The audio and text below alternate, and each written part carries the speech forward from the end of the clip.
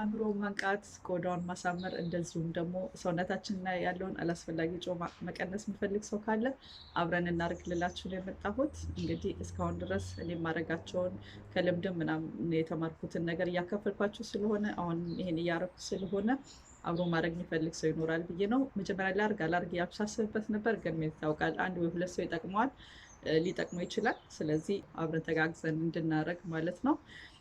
ምንድነው የማደርገው? ገበያ ሄጄ መጥቼ ነበረ። ሎሚ፣ ዝንጅብል፣ ሴለሪ እንደዚህ አይነት ነገሮች ነው ገዝቼ የመጣሁት። እነዚህ ነገሮች በጁስ መልክ አረጋቸውና እጠጣቸዋለሁ። ብዙ ውሃ እጠጣለሁ ማለት ነው። ያ ደግሞ ያው ሰውነቴን ለማጽዳት ይቀለዋል። የሚቀጥለው ሳምንትም ጾም ስለሚጀምር ከዛ ቀድሜ ነው የምዘጋጀው እና በአመት ላይ እኔ ሁለቱን የጾም ጊዜያት ነው አጋጣሚ የምጠቀመው ሰውነቴን ለማጽዳት። ያው ረጅም ጊዜም ስለሆኑ የገና ጾም እና የአብይ ጾም ላይ በዛ ሰዓት ላይ ኪሎ ለመቀነስ ይረዳኛል ማለት ነው። እኔ የሚያወፍረኝ ለምሳሌ ወተት ነገሮች ናቸው። ወተት ነገር ወዳለሁ፣ እነሱ ደግሞ ያወፍረኛል። ስለዚህ በጾም ሰዓት ላይ እኛ መብላት ስለማይፈቀድልን ስለማንበላ ይረዳኛል ማለት ነው። ከዛ በኋላ ያሉትን ጊዜዎች ደግሞ የያዝኩትን ኪሎ ይዤ ለመቆየት ነው ሞክረው። ለምሳሌ ባለፈው አመት የአብይ ጾም ላይ 10 ኪሎ ነው የቀነስኩት። ከወለድኩ በኋላ በጣም ጨምሬ ነበር። 92 ኪሎ ነበር የገባሁት። አታምኑኝም። ግን ከዛ በፊትም ጨጓራዬን ምናምን ያመኝ ነበረ እና ያ ደግሞ ኪሎ እንድጨምር እንትን አድርጎኝ ነበረ፣ ተጽዕኖ አድርጎብኝ ነበር እና ለመቀነስ በጣም ከብዶኝ ነበረ።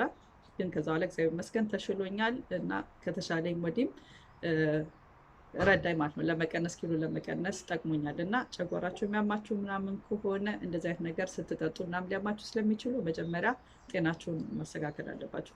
ከጥቅሙ ጉዳቱ ነው የሚብሰው እና አይጠቅማችሁም። ስለዚህ መጀመሪያ ጤነኛ ሁኑ። ጨጓራችሁ የሚስማማው የሚያስማማውን ነገር እያያችሁ የተለያዩ ነገሮች እንደ ጁስ እያደረጋችሁ መጠጣት ትችላላችሁ ማለት ነው። እንግዲህ ግዴታ ለሚጾም ብቻ ያለም ለማይጾም ሰውም ይሄን አጋጣሚ ተጠቅሞ እንደ ቻሌንጅ አድርጎ መውሰድ ይችላል። ለሚጾም ሰው ግን የበለጠ ትንሽ ይቀለዋል ማለት ነው እንትን ለማለት አመጋገቡን ለማስተካከል እና አመጋገባችን እናስተካክላለን። ከዛ ውጪ እነዚህ ነገሮች እንጠጣለን። ይበልጥ ጉበታችን እንዲያጸዳ ያግዘናል። ከዛ ተጨማሪ ደግሞ ስፖርት መስራት አለብን። ባለፈው አመት እኔ ለምሳሌ 2 ነበር በቀን ስፖርት የምሰራው፣ ጠዋትና ማታ። ስለዚህ አሁንም እንደዛ ለማድረግ ነው አላማዬ። ሰዓት የለኝም ምናምን እያልኩ ምክንያት ማብዛት አልችልም። እንግዲህ የወሰድኩት አላማ ነው፣ ግዴታዬ ነው። እንደ ግዴታ አድርጌ ነው የምወስደው እና ማድረገው እንደዛ ለማድረግ ነው የምፈልገው። አሁን ያለው ኪሎ 76 ነው። ያው ኤግዛክት ለማድረግ 75.7 76 በሉት እና ባለፈው 10 ኪሎ ስለቀነስኩ አሁንም እንግዲህ 10 ኪሎ ለመቀነስ ነው የምፈልገው። እንግዲህ ይሆናል አይሆንም አብረን እናየዋለን ማለት ነው። መጨረሻ ላይ ከ2 ወር በኋላ ፋሲካ በኋላ ማለት ነው። ከዛ ውጪ እንግዲህ በቂ መተኛት ይኖርባቸዋል። እንቅልፍ ሪላክስ ማድረግ ያስፈልጋል። ያው ስንተኛ እረፍት ስናደርግ ነው ይበልጥ ሰውነታችን ጮማችን የሚያቀልጠውና እዛ ሰዓት ላይ እንግዲህ በቂ እንቅልፍ የምታገኙበትን በጊዜ ወደ እንቅልፍ ለመተኛት ሞክሩ። እሱም አንድ የሚያግዘን ነገር ነው እና እነዚህ ነገሮች እያደረግን እንግዲህ የት እንደምንደርስ እናያለን ማለት ነው። ተጨማሪ ኢሜይሌን እጽፍላችኋለሁ። ማድረግ የሚፈልግ መተጋገዝ የሚፈልግ ነገሮች ካሉ አብረን እየተጋገዘን ሞራል እየተሰጣጠን እንላለን እንቀጥላለን። ያ ካልሆነም ከ2 ሳምንት ወይ 3 ሳምንት በኋላ ምናልባት አፕዴት ማድረጋቸው ይሆናል። ከዛ ውጭ ግን መጨረሻ ላይ ጾም ካለቀ በኋላ ይህንን አላማዬን አሳካው አላሳካውም ምን ደረስኩስ የሚለውን ነገር አሳያቸዋለሁ ማለት ነው።